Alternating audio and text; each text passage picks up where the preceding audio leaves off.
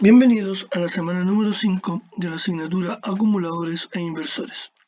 Esta semana veremos los últimos dispositivos que nos quedan por revisar para un sistema de generación con energías renovables no convencionales. Veremos esta semana los inversores, desde su principio de operación hasta la forma de dimensionar estos inversores, pasando por los parámetros fundamentales que especifican a un inversor. El inversor es un dispositivo basado en conversores de C a C de electrónica de potencia, los cuales toman una corriente continua y la transforman en una corriente alterna. En el caso de sistemas on-grid, en los cuales no se tenga un sistema de batería, por ejemplo, un sistema on-grid eólico, la señal que genera el generador eólico es una señal alterna.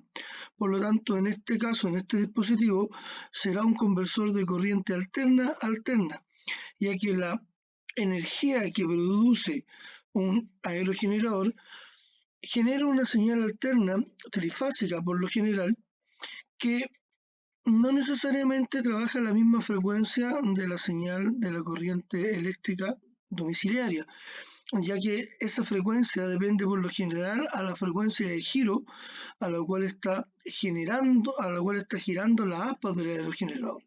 Por lo tanto, esta señal, que tiene niveles de tensión distintos, tiene generalmente tres fases y además tiene una frecuencia distinta, se transforma de corriente alterna a otra señal alterna que tiene las características de la red eléctrica domiciliaria. En el caso nuestro, 220-230 volts a 50 Hz. Dentro de los tipos de inversores nos encontramos los inversores de onda pura, que es una señal sinusoidal pura sin distorsiones; una onda modificada, que en realidad es una señal cuadrada, la cual está realizada con distintos niveles, ¿ya?, de otras señales cuadradas, lo que se denomina una señal modificada multinivel, ¿sí? Por lo tanto, tenemos tres tipos: onda pura, onda modificada y de onda cuadrada. En su inicio, los inversores tenían estos tres tipos de ondas disponibles en el mercado. Hoy día generalmente quedan solamente de onda modificada y de onda pura, que son los típicos inversores que nosotros podremos encontrar en el mercado nacional. Y específicamente, los ondas modificadas son más baratos que los ondas puras, pero por lo general lo que más se utiliza, dado el tipo de carga, veremos más adelante, son los de onda pura. El principio de funcionamiento se basa en un circuito tipo puente, por ejemplo, en este caso un medio puente, y aquí está utilizando un transformador de punto medio.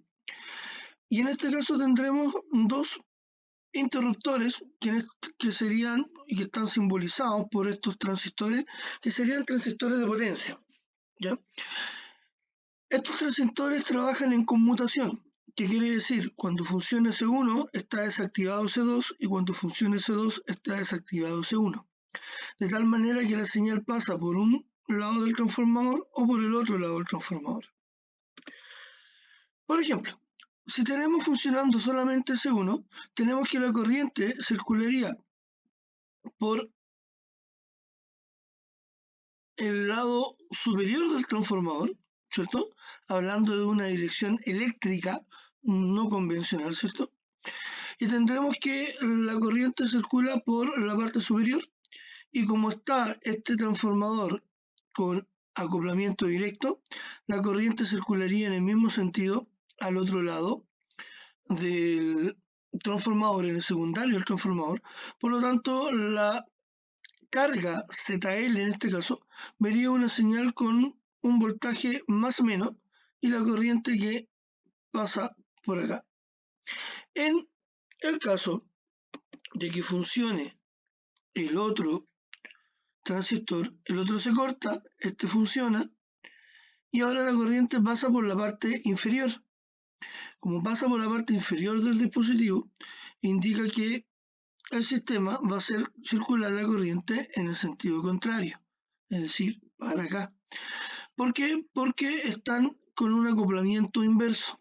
Por lo tanto, al pasar la corriente en el sentido contrario, en la carga se ve un voltaje positivo y otro negativo, un más menos, ¿ya? Inverso del anterior.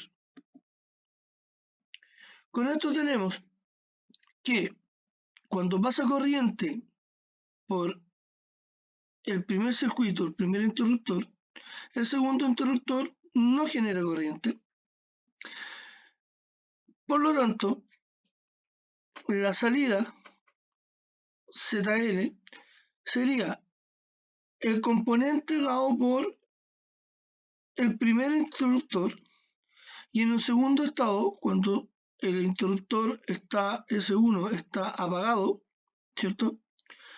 El S2 está funcionando, está activo, circula corriente por el transistor y en ese momento se genera una tensión en el secundario, en el primario, que genera una tensión por ley de Faraday en el secundario, pero en el sentido contrario, porque está en contraacoplamiento.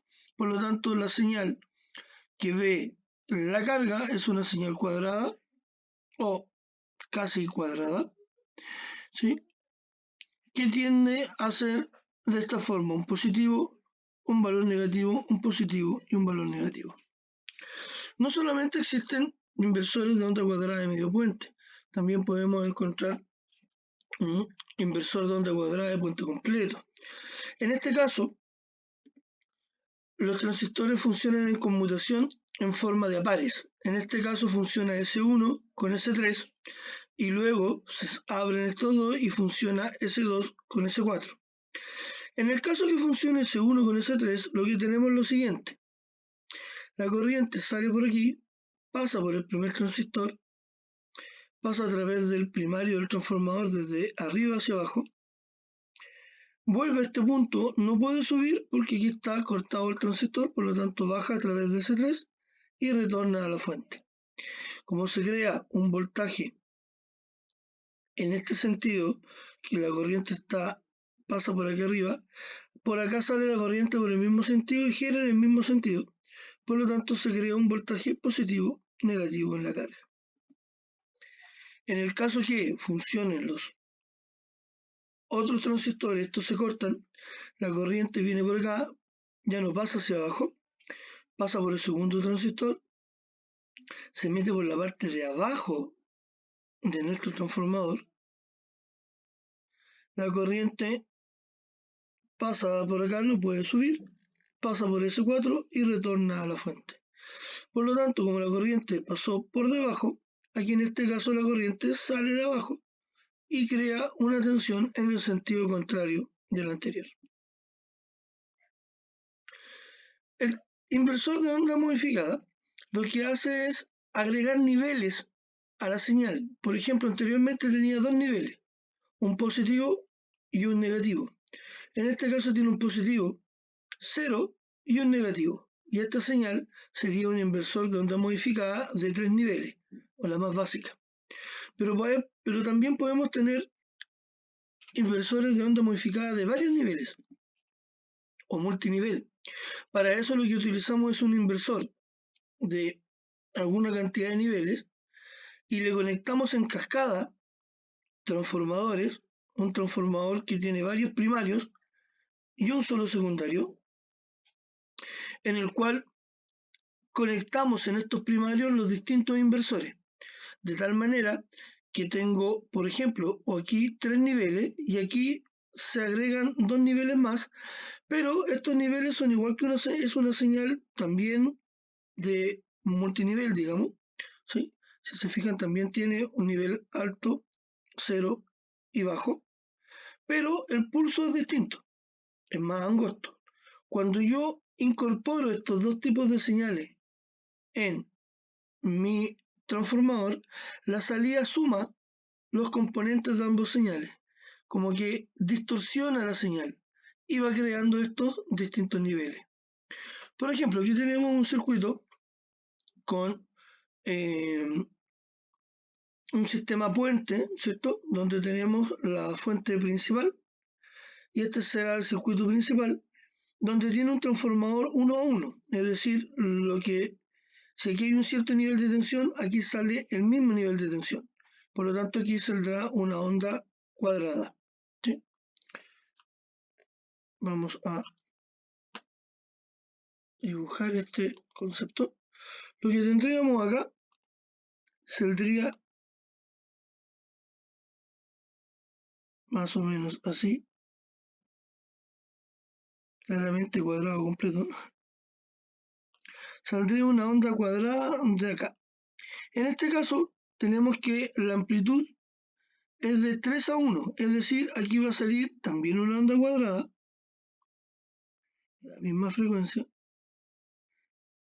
pero con una amplitud 3 veces más chica. En el caso de acá, saldrá también una onda cuadrada con una amplitud 9 veces más chica. Y acá saldrá también una onda cuadrada con una amplitud 27 veces más chica. Por lo tanto, cuando voy sumando estas señales en un mismo transformador, lo que voy obteniendo son los distintos niveles. Por lo tanto, tengo una señal que tiene multiniveles, ¿sí? Y por lo tanto se aproxima más a una señal sinusoidal, pero aún así tiene saltos, ¿sí? Estos saltos lamentablemente no todos los dispositivos de carga, electrónicos por ejemplo, o inductores, aceptan este tipo de salto, ya que este tipo de salto puede provocar una distorsión hormónica en los distintos componentes, los cuales puede crear un ruido de alta frecuencia. ¿Qué quiere decir? Que en muy poco tiempo se crea una señal que podría incluso superar por mucho los niveles de tensión nominales de la onda. Y estos pics de voltaje, al ingresar dentro de un dispositivo electrónico, podrían causar de que este elemento dejase de funcionar bien y puede llegar hasta quemarse. Un inversor de onda sinusoidal pura, por ejemplo, aquí tenemos un circuito simplificado de un inversor de onda sinusoidal. Para empezar, tiene varios dispositivos de condensadores o filtros, ¿ya? Y filtros de medio watt, de una potencia un poquito más elevada, digamos, lo que permite que la señal de entrada pasa por acá, se filtra por estos dispositivos, los cuales filtran el ruido de conmutación que van a tener estos transistores que tenemos acá, que están manejados por este elemento que es un generador de pulsos, y lo que genera es pulsos en sentido contrario. Aquí habilita este y deshabilita este acá y viceversa. Con lo que tenemos aquí una señal tipo puente. Pero como tenemos tanto filtro, esta señal ya no es tan cuadrada y cuando ingresa a través de este transformador, al otro lado, la señal vuelve a crear una señal, digamos, alterna, específicamente, en este caso sería 220 volts, ¿sí? Crearía una señal alterna, ¿sí? Pero como las bobinas, y de hecho fíjense que esto tiene un acoplamiento electromagnético, es decir, tienen fierro internamente, por la propiedad que tienen los transformadores de no dejar que las bobinas, que no dejar que la corriente cambie en forma drástica, la señal deja de ser cuadrada completa y tiende a achatarse. Por lo tanto, tenemos una señal sinusoidal. Además, los filtros que están acá, como están filtrando las conmutaciones, la señal de aquí ya no es cuadrada. Ya no viene una señal cuadrada directa, sino que tenemos una señal que es un poquito más redondeada y al pasar a través del transformador termina creando una señal sinusoidal pura.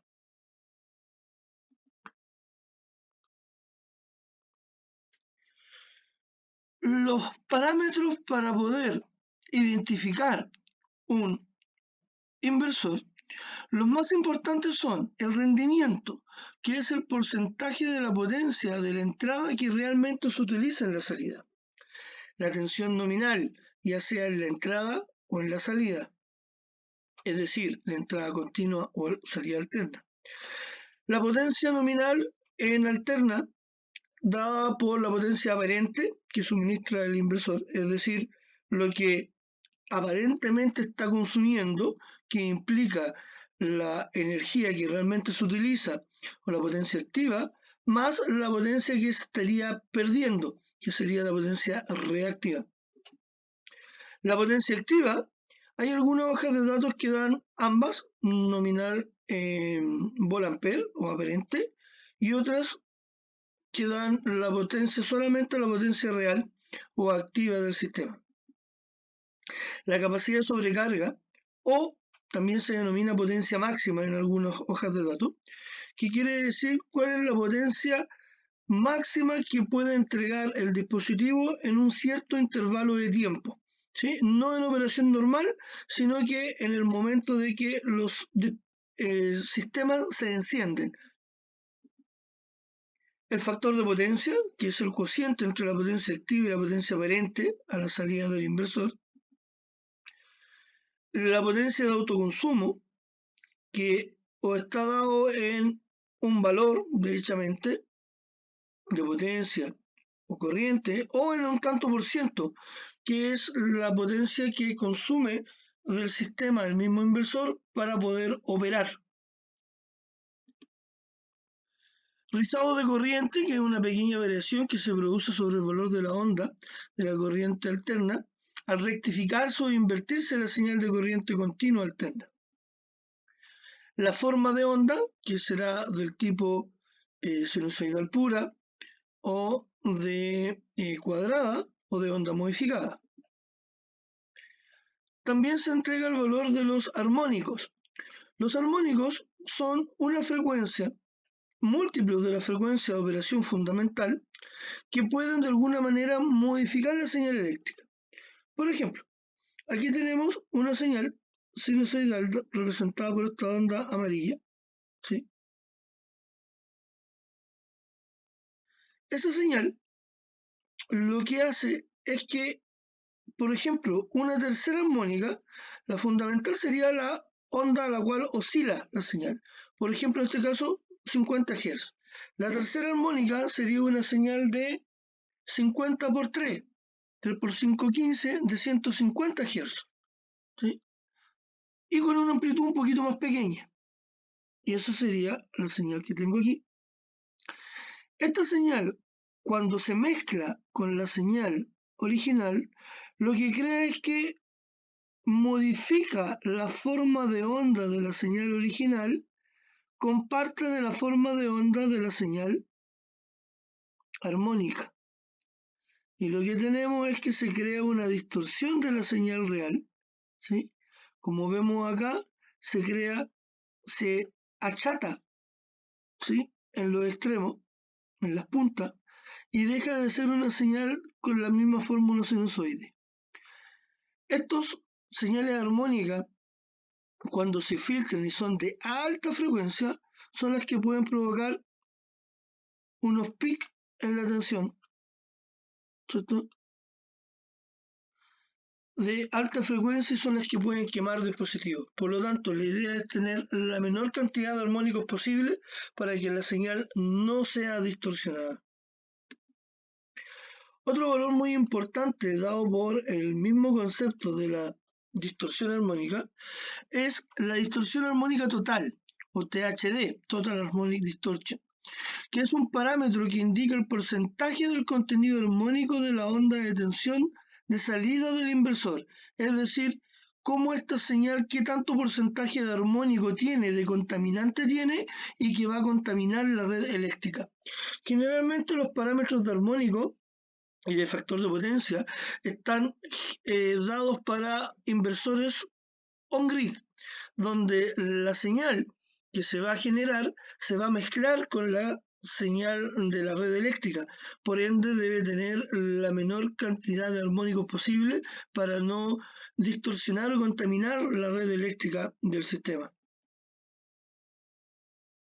Por ejemplo, aquí tenemos un inversor, tenemos que los voltajes de entrada son de 12, 24 y 48 volts. Tenemos tres modelos dados por las distintas potencias, 250, 375, 500, 800 y 1200. ¿Sí? Pero si nos fijamos, esto no está dado en watt, está dado en volt-ampere, es decir, en la potencia aparente. Acá aparece la potencia activa, que si es de 250 volt-ampere, en realidad tiene una potencia de 200 watts. Esta es la energía que realmente utiliza. Los otros 50 volt-ampere en realidad son parte de la pérdida que puede ser por el propio autoconsumo del sistema, ¿sí? Como temperatura y alguna otra forma de disipación de energía. La potencia máxima para el de 250 es de 400, el de 365 es 700, el de 500 es de 900 watts, el de 800 1500 y el de 1200 2200 watts. Casi el doble en la gran mayoría.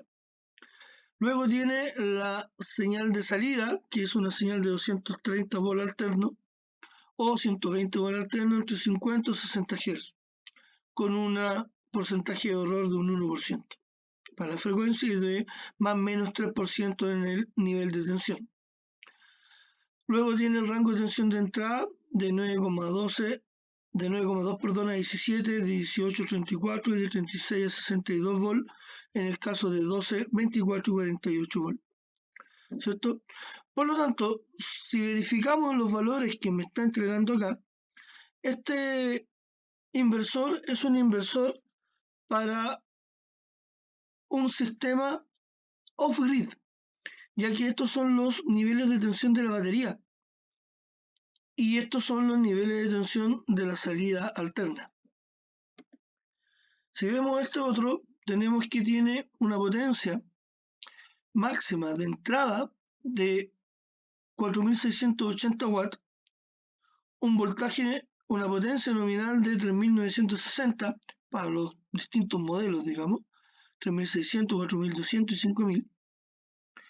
Tiene un voltaje máximo continuo de 580 volts. Tiene un rango de voltaje MPPT, es decir, para un seguidor del máximo punto de potencia, entre 80 a 550 volts. Un voltaje para que comience a funcionar el dispositivo de 120 volts. Un máxima corriente continua de 22 amperes. Tiene dos conectores y puede tener un dispositivo MPTS conectado. La salida tiene una potencia nominal máxima de 3680 watts, 4200 o 5000, y aquí viene el modelo. Tiene una corriente máxima de 16 amperes en la alterna, una corriente, una tensión nominal de salida de 230 entre 50 y 60 Hz, y tiene un rango que va entre los 45 y 55 o 55 y 65 Hz, dependiendo si es de 50 o 60, y un voltaje que va entre los 180 y los 270 volt en corriente continua. Tiene una distorsión armónica de menor al 3%, un factor de potencia que está en el 0,8 y se conecta a una red de monofásica. Por lo tanto, si vemos los parámetros de este inversor, nos damos cuenta que este es un inversor para un sistema on-grid, ya que toma la energía directamente de los paneles y ocupa el procedimiento de máximo seguimiento de potencia, que es lo mismo que ocupaban los reguladores de tensión para sacar la energía de mejor manera, aprovechar de mejor manera la energía generada por el panel solar, por ejemplo, y esa señal la convierte en alterna para inyectarla a la red domiciliaria. Por lo tanto, este es un sistema on-grid a diferencia del anterior. Para dimensionar un inversor, el parámetro más importante es la potencia que consumen las cargas, la potencia máxima y la potencia nominal. Para esto utilizamos nuevamente un cuadro donde vemos los consumos de potencia, la cantidad de equipos. Recordemos que este valor lo podemos obtener de las etiquetas de energía o etiquetas de consumo de cada uno de los dispositivos, o podemos ocupar algún valor referencial. Pero en este caso también es importante la potencia de arranque.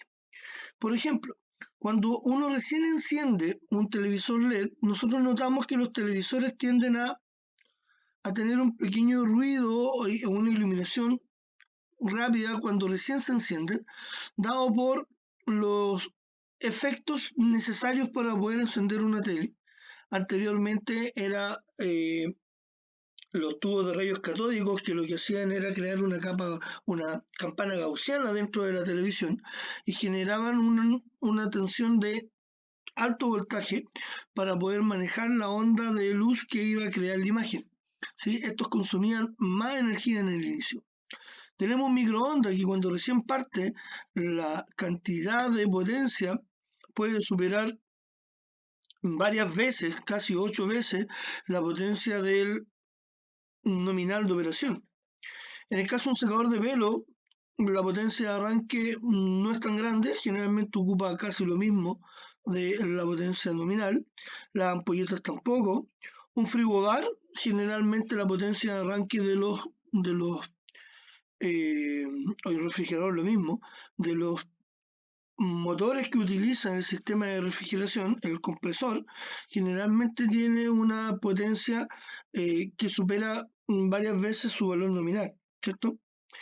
Y algunos dispositivos electrónicos como cargador de celular, la potencia sigue siendo la misma. Por lo tanto, tenemos que hay algunos dispositivos que pueden llegar a utilizar una potencia de arranque 10 veces su potencia de operación normal. En este caso, es necesario que o se consulte alguna referencia o se vea la hoja de datos del componente. Si no se tiene ninguno de esos valores, para obtener un valor preciso, lo que se podría hacer es medir, ¿sí?, con un wattmetro que vaya registrando las potencias, cuáles son las potencias de arranque, las potencias peak que ha tenido de consumo el sistema, o la potencia también que se ha generado o consumido en forma nominal. Claramente estos dispositivos no son baratos y este estudio tiene un costo, el cual no es menor ni despreciable. Por lo tanto, generalmente cuando uno trabaja con esto a nivel técnico de dimensionar algún dispositivo, generalmente se ocupan valores referenciales que se tratan de aproximar lo mejor posible a la realidad del sistema. Aún así, cuando se dimensionan los dispositivos, generalmente se ocupan valores de protección, como lo hemos visto anteriormente, para de un 25% más o menos, sobredimensionado por cualquier error que se haya cometido en el dimensionamiento del sistema.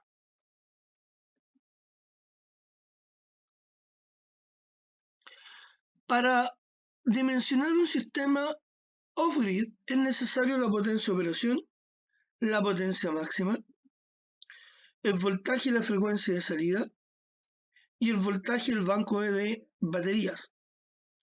Para un dimensionamiento de un inversor on-grid es necesario saber la potencia de operación y la potencia máxima de las cargas, voltaje y la frecuencia de salida de las cargas, la máxima potencia de entrada en continua y el rango de operación de voltaje para el máximo seguimiento de potencia. ¿Sí? Porque en este caso no tenemos batería, por lo tanto tenemos que adquirir la energía en forma directa.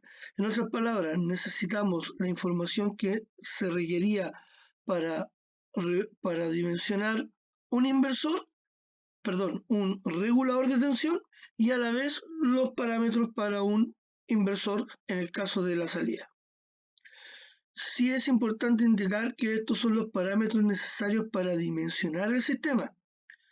no se debe confundir con los parámetros para al final seleccionar uno de otro, ya que en realidad cuando seleccionemos uno de otro veremos qué tanto se cumplen o qué tanto se ajustan los parámetros de un inversor comercial con los parámetros dimensionados por nuestro sistema. Además, es muy importante saber cuál es la máxima corriente de entrada al inversor, tal como se utilizaba en el regulador de tensión, la corriente que venía de los paneles. Bueno, hemos terminado el material de la semana de hoy y la próxima semana veremos la forma de poder dimensionar y calcular un inversor para distintos sistemas y distintos tipos de aplicación. Nos vemos la próxima semana. Hasta luego.